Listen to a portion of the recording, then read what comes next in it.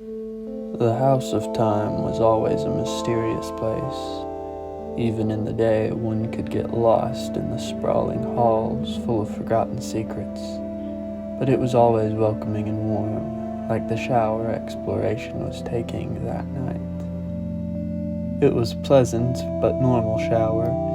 He dried off normally and got dressed, then stepped out barefoot into the huge dark hallway. He walked towards his room by memory, but ended up in a place he didn't expect. It was a huge, strange, and dark room. There was warm light coming from the other side of the room, so he drew towards it and entered a small hallway with 3 sharp bends. Past the last bend, the hall opened up into a huge room full of golden light and life. This room was full of shelves that stretched up to the ceiling, bearing shining glassware, antiques eloquently crafted in forgotten methods of times past. The life in the room were strange, small creatures that waddled around in full-body suits, busily rushing about, toiling spiritfully at whatever that work they were doing. He went on further to another room like the first, that connected via the side opposite to the entrance of the first room. This room was similar to the first, full of noble metals like silver and gold, boasting of forgotten eloquence. This room seemed a little darker than the first, and there were less of the little workers around. He moved on to the next room. This room was darker, devoid of life. This room bore woodcrafts in a slightly less organized fashion, though they were still eloquent displays of woodwork. There were rocking chairs, boats, and wooden statues of Indians and horses.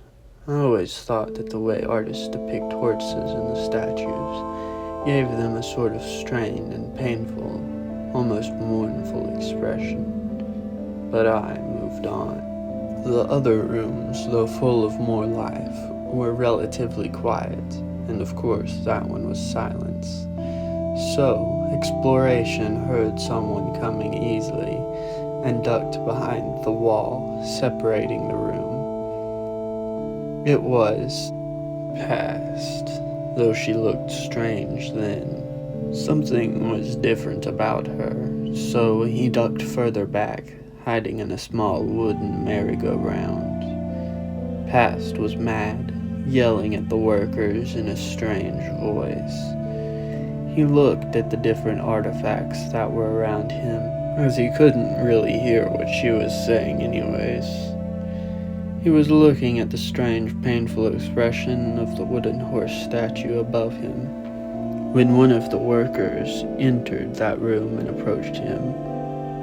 It told him in a soothing yet strange and artificial almost voice that it was time to go.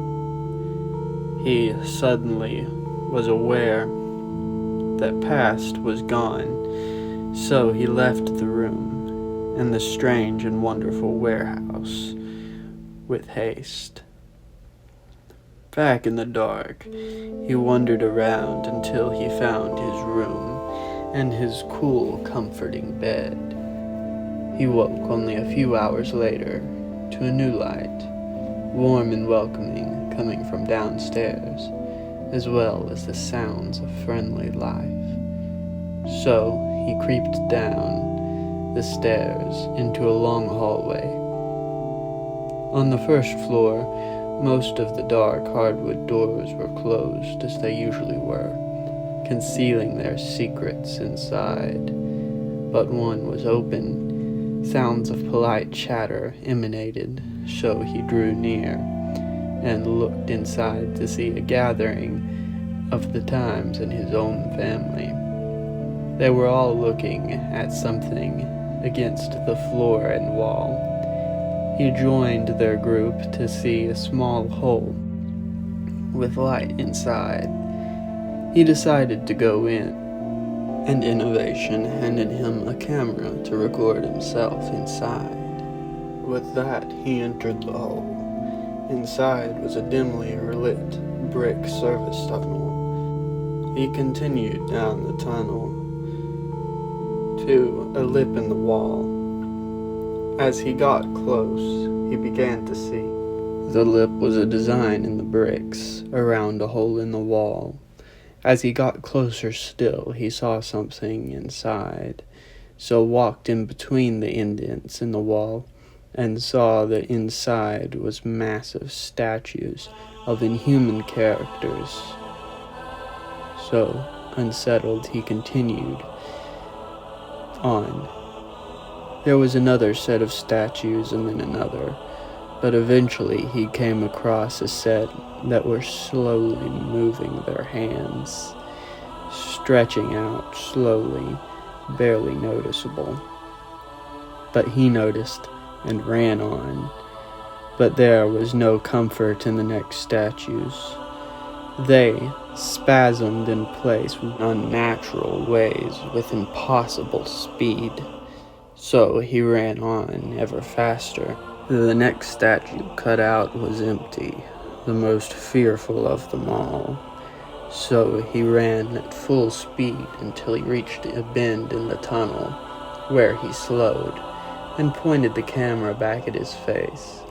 But behind him there was another statue, huge and purple. It looked up slowly and began to take a step as he started to run. Then it ran and caught up to him in a shattered fraction of a second and touched his shoulder when the entire world went black.